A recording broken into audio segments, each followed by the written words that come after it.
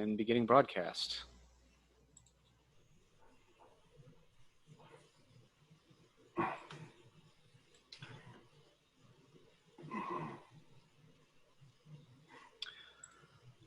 All right, well, good evening. Welcome, everybody.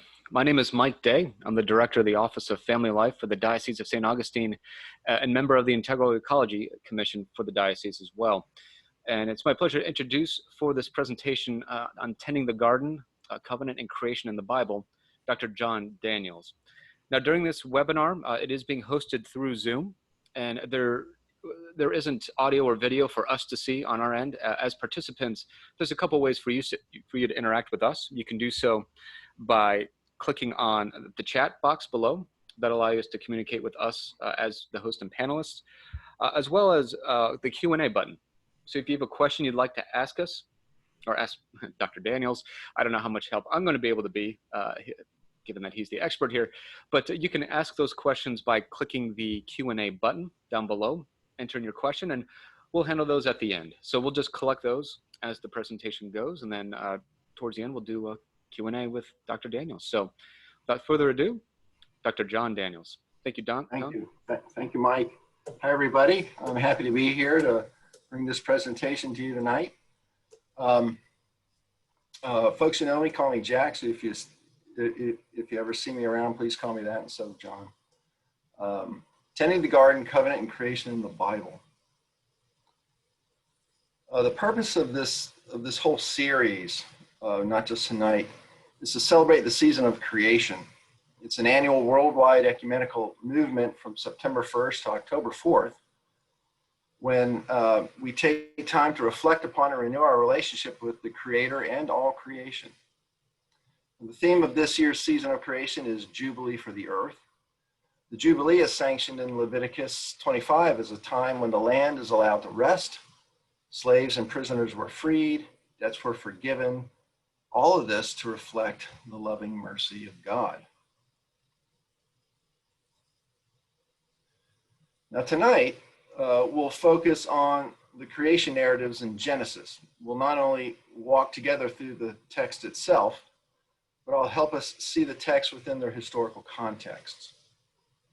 On September 10th, we'll move into the liturgical poetry of the Psalms, and I'll suggest a particular way of looking at the Psalms, and so a way to organize the Psalms. And then we'll walk through some of the beautiful poetry celebrating God's creation found in the Psalms. And then on September 17th, we'll move into the Jewish wisdom tradition to see how the ancient Israelite sages imagined God's creation. Now, throughout this series, we'll be tapping into the prophetic tradition, since it often imagined creation not only as God's partner, but also as an active agent in God's covenantal dealings with humanity. Now, ultimately, the aim of the whole series is to help us see together how intricately all of God's creatures, earth, humans, flora, and fauna, are connected, and how this integral connection is reflected in the sacred scriptures.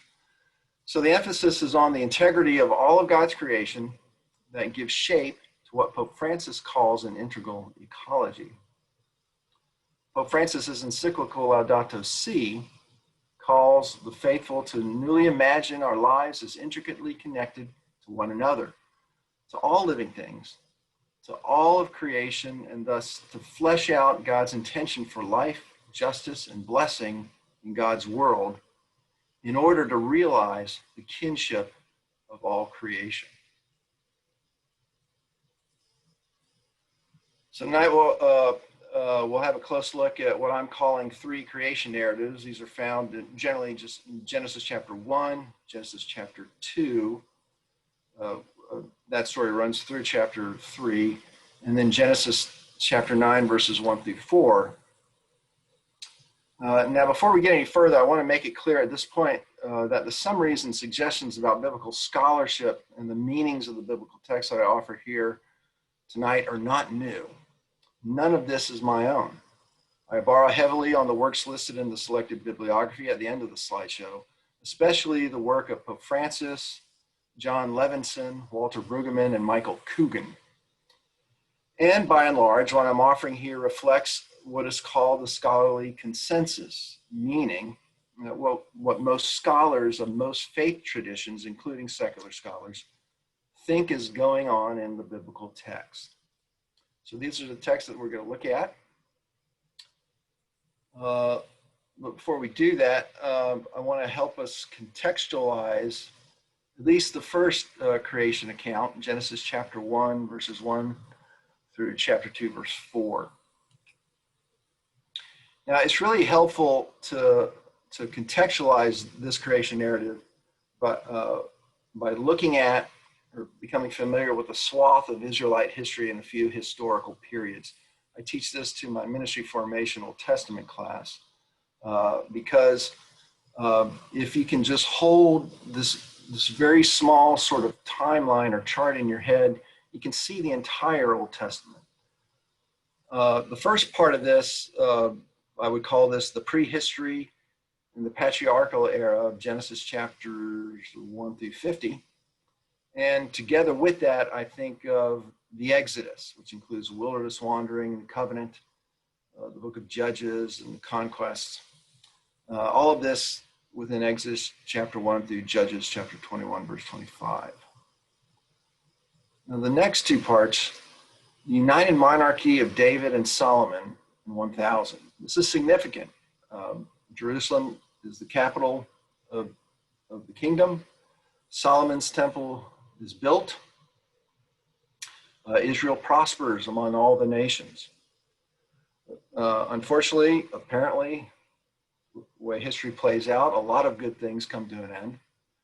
And the United Kingdom is divided around 930. It's divided into the northern kingdom of Israel, capital of which was Samaria, and the southern kingdom of Judah, the capital of which was Jerusalem. And the next part of the timeline, so to speak, is the Assyrian period. In the 8th century BC, the kingdom of Assyria rises to power, conquer everybody, including the northern kingdom of Israel, which falls in 722. The next period, highlighted in red because it's the one that's most pertinent to what we're speaking about tonight, is the Babylonian period, when the southern kingdom of Judah falls to Babylon around 586. Jerusalem and Solomon's temple are destroyed, and the elites of Jerusalem and Judea are taken into exile. And just to complete the picture, after this period, we have the rise of the Persians in the 6th century. King Cyrus conquers Babylon with his armies. He releases the exiles, many of whom return to Judea around 539. The next period to think of is the Greek period, Alexander the Great and the spread of Hellenism throughout the known world. It's during this period that we eventually come to the Maccabean rebellion and the Hasmonean dynasty of Judea. And then eventually comes the Roman period, which takes us into the time of the New Testament. What is essential here to remember when thinking about this history, when you're reading the creation story, is especially the first one, is that Israel was in exile in Babylon, far from the destroyed holy city of Jerusalem, and far from the raised temple of Yahweh. For Israel, the destruction of Jerusalem and the temple, along with the exile itself, raised hard questions about not only the sovereignty of God, but the character of God as well. The Israelites found themselves in a strange land and culture with its own values, ideas, and mythologies that construed the Babylonian worldview and the Babylonian identity. And the reigning deity was apparently Marduk. The Israelites had been forcefully removed from the land God promised them and witnessed the destruction of the holy city and the temple. Was God still in charge? Or had God reneged on God's promises to Israel? All sorts of questions like these must have been swirling around in the minds of the Israelites in exile. So that's basically the historical context. And before we move to the creation narrative in the Bible, I want to, for many of you, this might be an introduction. to another creation myth, and it's significant because it's the one that the Babylonians remembered. It was the Babylonian creation myth. But let me say a few words about myth first. In our culture, the word myth simply means not true. But when we're talking about the ancient world and ancient text, myth and mythology plays a different role than just trying to articulate what is true. Or what I mean by that is what is empirically true, certainly. Some of the functions of myth include explaining the way things are and how things got the way they are. The fancy word for this is etiology. The second function of myth is to reflect and reify a culture's values and worldview. Myths also construct a group's collective identity or a culture's collective identity. Now, myths are not intended as scientific explanations of anything. They're intended to explain what is believed to be true. Now, it's important to remember as well that ancient myths and stories emerge in specific life situations, and they're expressed in specific genres. So you'll get a sense of the importance of the difference of genre when we compare the Babylonian creation myth and the creation story of Genesis chapter 1. So the Babylonian creation myth was called the Enema Elish. I want us to pay attention to genre here.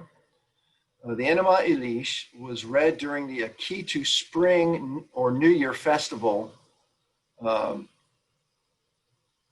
the Babylonians were celebrating the New Year. It was a myth that was read out loud before the king and all the king's subjects. Now, the phrase Enema Elish, the title of it, means when on high.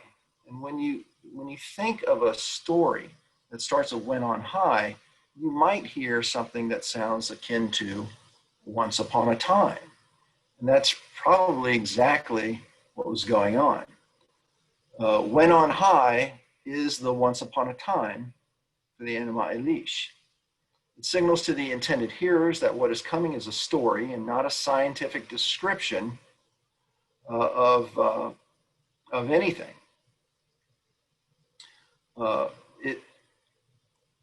It is about the creation of the cosmos, and it starts with a primordial material already present, namely the waters. You had the freshwater deity named Apsu, that was the male deity, and then you had the female deity of saltwater, Tiamat. Now, these two gods commingled, procreated, and created the many lesser gods, according to the story. Now, these gods that came from this union, these lesser gods, were raucous and noisy and loud. That's literally what the story says. And it gets Apsu angry, and he wants to wipe them all out because he can't get any sleep.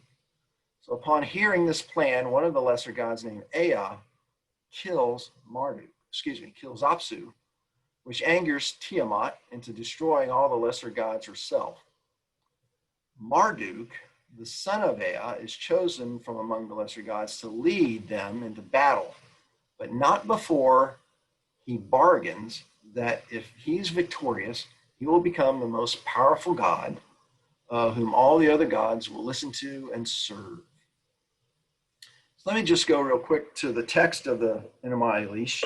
The book I have here, I have the text of it. I'm going to read some portions of it to give you a sense of the story. This is describing the battle. They joined issue, Tiamat and Marduk, wisest of gods. They strove in single combat, locked in battle. The Lord, Marduk, spread out his net to enfold her. The evil wind which followed behind, he let loose in her face. When Tiamat opened her mouth to consume him, he drove in the evil wind, and she closed her lips. She closed not her lips. As the fierce winds charged her belly, her body was distended, and her mouth was wide open. He released the arrow. It tore her belly. It cut through her insides, splitting the heart. Having thus subdued her, he extinguished her life. He cast down her carcass and stood upon it. Now, after that, what happens is Marduk cuts the body of Tiamat in half like a clamshell, takes one half of it and moves and creates what's called the firmament, or the skies above. And then the other half of her body he used to create the earth. Now, they being Marduk and the victorious gods, lesser gods, decided to take Tiamat's warlord general Kingu, another god, killed him and took his blood and mixed it with soil to create human beings, to serve as slaves to the gods, because they didn't like the idea of having to do work. Now, some of the story might already sound familiar to you, little parts of it. Let's go ahead and move on to the what I'm calling Israel's counter story, creation story in Genesis chapter 1. The scholars of the Old Testament think the first creation story in Genesis was written during exile in Babylon. The text is clearly not a story. It doesn't start with once upon a time. The poetry of Genesis 1 is liturgical in form, meaning it was likely recited out loud during worship. And I wouldn't be surprised if it was something that the Israelites recited out loud in worship during the Akitu festival themselves. Now, insofar as worship elicits reality for a worshiping community and its deity, the first creation story of Genesis 1 offers to the exiles an alternative to both the Babylonian creation story and Marduk. And the image you see up on the screen comes from the St. John's Bible, and it's the image of the creation, the first creation story. The 7 panels moving from left to right on the screen are the 7 days of creation. The first on the left looks crazy because God has to deal with some stuff we'll get into in a minute to get creation going. And on the right, eventually it culminates in the Sabbath. Let me go ahead and read some texts to you. You listen to these while you're looking at this image. In the beginning, when God created the heavens and the earth was without form or shape, with darkness over the abyss, and the Spirit of God, or Ruach in Hebrew, vibrating over the face of the waters. And God said, "Let there be light," and there was light. And God saw that the light was good. God then separated the light from the darkness. God called the light day, and the darkness he called night. Evening came and morning followed the first day. And God said, "Let the water teem with an abundance of living creatures, and on the earth let birds fly beneath the dome of the sky." God created the great sea monsters and all kinds of crawling living creatures with which the waters teem, and all kinds of winged birds. And God saw that it was good, and God blessed them, saying, "Be fertile, multiply, and fill the water of the seas. Let the birds multiply on the earth." Evening came and morning followed the 5th day. We're skipping ahead. Then God said, "Let the earth bring forth every kind of living creature, tame animals, crawling things, every kind of wild animal." And so it happened. God made every kind of wild animal, every tame animal, every kind of thing that crawls. God saw that it was good. Then God said, "Let us make human beings in our image, after our likeness. Let them have dominion over the fish of the sea, the birds of the air, the tame animals, and all the wild animals, and all the creatures that crawl on the earth." God created mankind in his image. In the image of God, he created them. Male and female, he created them. God blessed them, and God said to them, "Be fertile and multiply, fill the earth and subdue it. Have dominion over the fish of the sea, the birds of the air, and all the living things that crawl on the earth." God also said, "See, I give every seed-bearing plant on all the earth and every tree that has seed-bearing fruit on it to be your food. And to all the wild animals, all the birds of the air, and all the living creatures that crawl on the earth, I give all the green plants for food." And so it happened. God looked up at everything God had made and found it very good. Evening came and morning followed the sixth day. Now, there are 6 things to notice about this account of creation. First is the presence of the Spirit of God, or Ruach, at the very beginning. Now, like the Greek word pneuma, Ruach can be translated as wind or spirit. So God was already there injecting the stuff of creation with God's Spirit at the very beginning. The second thing to think about is the presence of tohu wavohu, that is typically translated without form or shape. Now, this seems to anticipate already early in the narrative tradition that something that the biblical scholars call the undoing of God's creation. But we're going to return to that in a minute. God speaks the world into being rather than fighting and killing it into being. It's an important difference between this creation story and the Enuma Elish. The creation is an integral network of living and non-living matter that is the outcome of God's generous, sovereign, and free love, and not the outcome of violence. God's creation is also blessed, fruitful, and peaceful. There is no hurting and killing in God's creation, according to the story. And finally, the climax of Israel's creation story is the Sabbath, the day on which God completed God's work and rested, when God blessed the Sabbath and made it holy. Thus, the exclamation point of God's good creation is Sabbath rest and Sabbath worship. This first account of creation is, after all, liturgy. Now I want to move to the second creation narrative, Genesis chapter 2, verse 4 to 3:24. Now I'm going to read some verses, some portions of that text, and I want you to listen and look at the picture on your screen as I read this to you. This is the story of the heavens and the earth at their creation, when the Lord God made the earth and the heavens. There was no field shrub on earth, and no grass of the field had sprouted, for the Lord God had sent no rain upon the earth, and there was no man to till the earth or the ground, and the Hebrew word for that is adamah. It's very important. But a stream was welling up out of the earth and watering all the surface of the adamah. Then the Lord God formed the Adam, or Adam, out of the ground, out of the Adam, out of the Adamah, and blew into the Adam's nostrils the breath of life, and the Adam became a living being. The Lord God planted a garden in Eden in the east and placed there Adam, whom he formed, and out of Adamah the Lord God made grow every tree that was delightful to look at and good for food, with the tree of life in the middle of the garden and the tree of knowledge of the good and evil. Then God took the Adam and settled him in the Garden of Eden to cultivate and to care for it. So the Lord God formed out of the Adamah all the wild animals and all the birds of the air, and he brought them to the Adam to see what he would call them. Whatever the Adam called each living creature was then its name.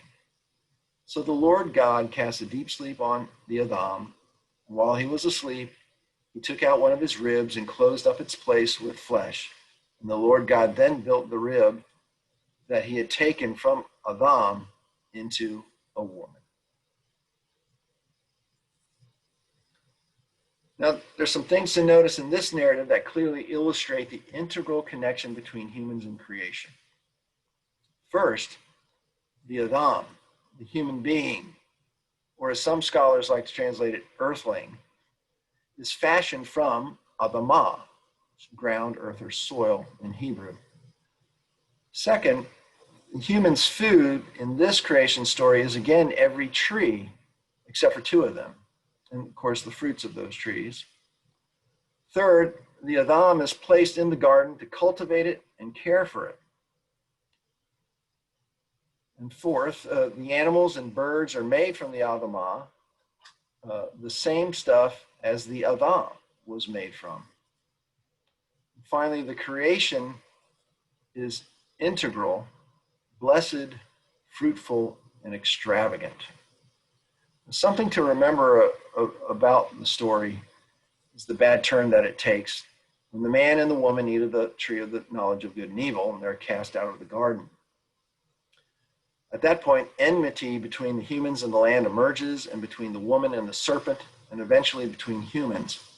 Thus, with that, we have a clear example of the undoing of God's creation. Fecundity and peaceableness are replaced with shame, distrust, and enmity between the humans and the earth. Now I want to move to the third creation narrative. It encompasses Genesis chapters 6 through 9. And I'm just going to read a portion of this from 9, but before that I want to read a verse out of chapter 8 to contextualize this.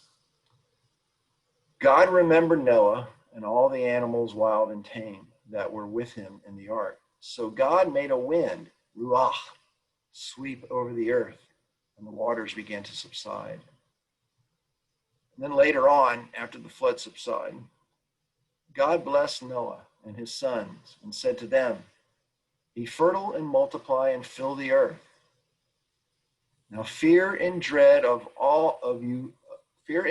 you shall come upon all the animals of the earth and all the birds of the air, upon all the creatures that move on the ground and all the fishes of the sea.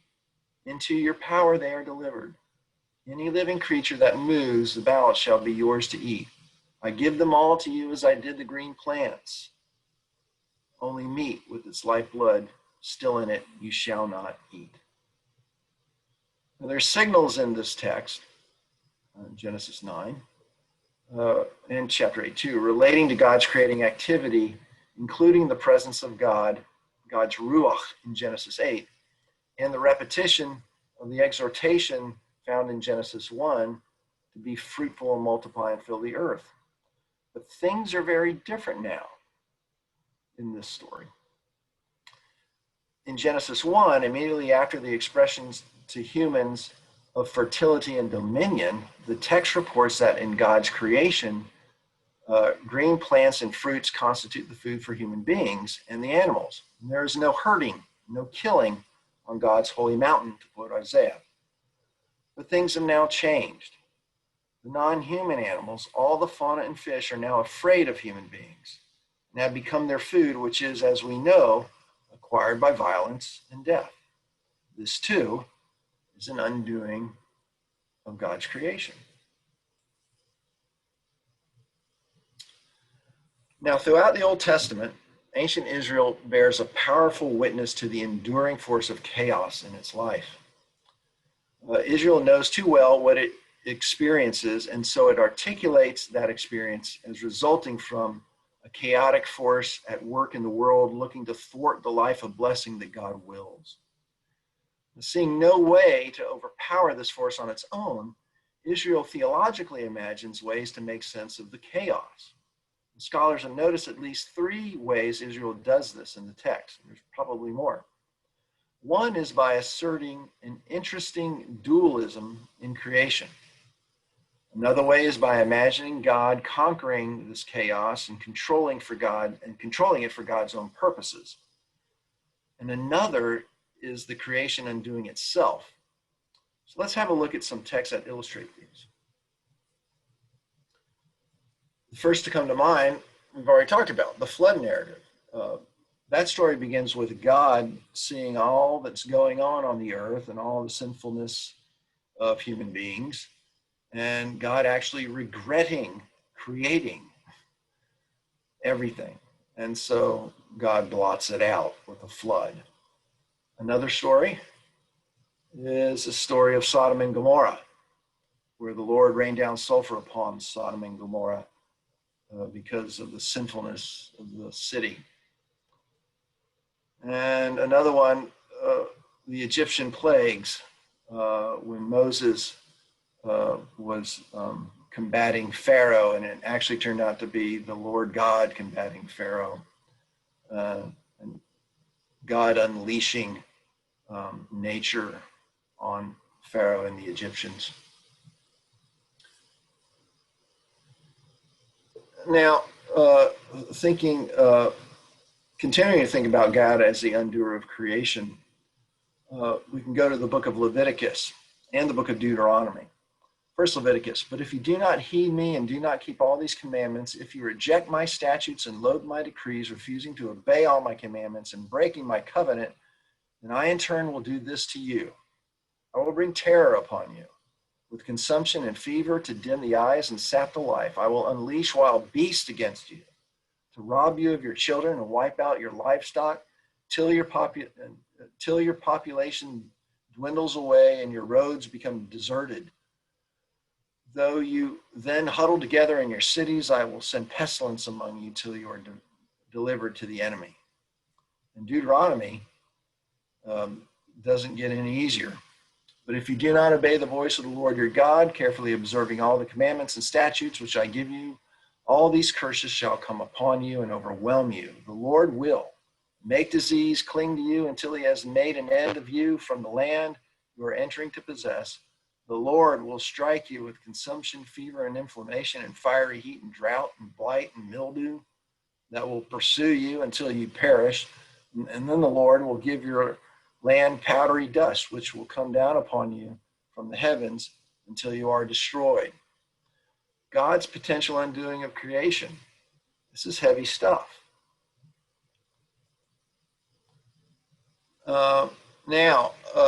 There's another way that the Israelites imagined dealing with chaos in their life, and that was to imagine creation as the undoer of creation. Creation itself is imagined by Israel as undoing itself, even without the agency of Yahweh. And what's important to remember, it's in response to Torah disobedience. Hear the word of the Lord, Israelites. The Lord has a dispute with the inhabitants of the land. There is no fidelity, no loyalty, no knowledge of God in the land. Swearing, lying, murdering, stealing, adultery break out. Bloodshed follows bloodshed. Therefore the land dries up and everything that dwells in it languishes. The beasts of the field, the birds of the air, and even the fish of the sea perish. Creation undoing itself. Now, before we get to the last part, the idea of a cosmic dualism, I want us to go back and think about the tohu wabohu. At the beginning of God's creating, now this is the image from the St. John's Bible, looking at focusing in on a portion of the first day, and those two Hebrew words read tohu wabohu. Which is typically translated something like formless void. But the word itself implies the chaotic, formless stuff of creation that God gets a hold of. Like a potter gets a hold of a ball of wet clay on a potter's wheel to order and control the shape of the clay and to give it shape. Because if it's let alone on the wheel, wet and spinning, it would result in a chaotic mess. Many Old Testament scholars notice, along with Israel's testimony, of a blessing and order of Yahweh's creation, the rule in the Hebrew Bible, that there is a force that works contrary to God to undermine Yahweh's rule and the order and blessing of the creation. Over time, some Jewish interpreters would recognize this as the enduring tohu wabohu. This is not necessarily associated with Satan. As a matter of fact, it certainly is not in these ancient texts. It's certainly not thinking of the Hasatan in the book of Job, but the text does associate tohu wabohu with death, Leviathan, nothingness, and chaos. So as a counter-creation force, this chaos is observed by Israel to have something to do with what interpreters are calling the undoing of creation. So the third response to chaos is, in the Israelite imagination, is the existence of a cosmic dualism. This is a very interesting text. Yet God, my King, is from of old working salvation in the earth. You divided the sea by your might. You broke the heads of the dragons in the waters. You crushed the heads of Leviathan. You gave him as food for the creatures of the wilderness. You cut openings for springs and torrents. You dried up ever-flowing streams. Yours is the day, yours also the night. You established the luminaries of the sun. You have fixed all the bounds of the earth. You made summer and winter. That's Psalm 74. And from Isaiah, awake, awake, put on strength, O arm of the Lord. Awake as in the days of old, the generations of long ago. Was it not you who cut Rahab in pieces, who pierced the dragon? Was it not you who dried up the sea, the waters of the great deep, who made the depths of the sea a way for the redeemed to cross over? So this is a response of the undoing of creation that posits a cosmic dualism, chaos against the ordering propensities of Yahweh. In creating the cosmos, God orders the tohu wabohu, the chaos, but this force is not destroyed or eliminated according to Psalm 74.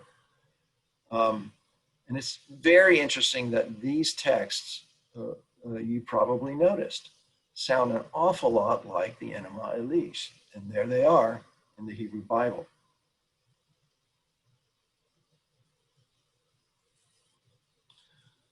So God creation or cosmic dualism as undoer. I want to just kind of run through some thinking about this. Each one of these options that Israel has in its text has its strengths and weaknesses. But what's interesting about and important to know about the ancient Israelites is that they posit all of these with their strengths and weaknesses, and the Israelites make no effort to smooth out the differences. They host them all three. First, God as the undoer. The strengths of this is that it's in the Old Testament. It also protects the idea of the sovereignty of God, and it's covenantal. So what that means is that it being covenantal is that God asserts God's sovereignty over chaos and only unleashes it when human beings are in response to human infidelity to Torah. Now, the weakness of this is it raises serious issues about God's character, even for Israel. And that's in the text. Now, the second response, Israelite response, creation as the undoer. The strength of this is that it's in the Old Testament. It also avoids the issue of God's character, and it's covenantal. In other words, creation undoes itself when human beings break covenant. And the weakness of this is that it anthropomorphizes creation as a punishing agent. And finally, the cosmic dualism, or tohu wabohu as the undoer. The strength of this is that it's, again, in the Old Testament. It avoids the issue of God's character, and it also explains some occurrences like natural disasters. The weakness of it is that it's not covenantal. That goes in hand in hand with avoiding the issue of God's character.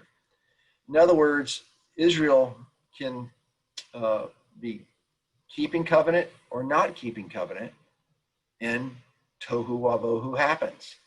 That would be a good bumper sticker. All right, as we come to a close, I want to kind of summarize some things from tonight's presentation. First, God's creation was intended to be a place of vitality, beauty, abundance, and peace. There is no harming, hurting, or death in God's creation. Second, humans, or the Adam, are created integrally connected to all things in God's creation. They are fashioned from the same material with which God fashions the other living things. Humans are Adam, fashioned from Adamah, made of the earth itself. Humans are unique within God's creation since they are given dominion over God's creation. But such lordship is intended to be like God's lordship, that is characterized by loving care, patience, and mercy. This is attested to in many of the law code texts in the Old Testament.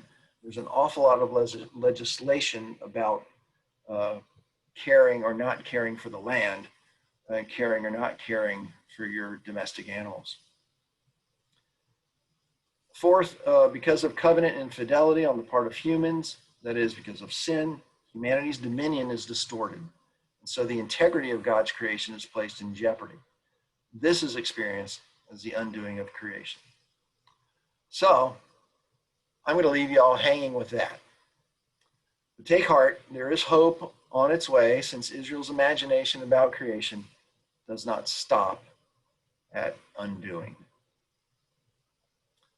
Just to show you the final two slides, there's a selected bibliography here that you might want to have a look at later on, and credits for all the images. I imagine that this is going to be recorded and posted someplace. So at this point, I'm going to stop sharing screen, and I'm going to ask Mike to join me again and see if there's any questions that have come through that I can at least address. Maybe not answer, but at least address. Excellent. Thank you, Jack. So if anyone has a question, you're more than welcome to enter it into the chat box, or you can also ask it through the Q&A section. If you click on the button there and ask there. But we did get a question here, and it was, I thought God loved us and we ourselves are the undoer, given that we have free will. So this is placing more the onus on humanity and our actions than God himself. Could you explain that a bit? Because that's more from a Christian perspective. Right. Yeah, it is. Yeah, when we, what I've been talking about tonight is what's going on, we think, in the Hebrew Bible. And so what we're dealing with is ancient Israelite religion.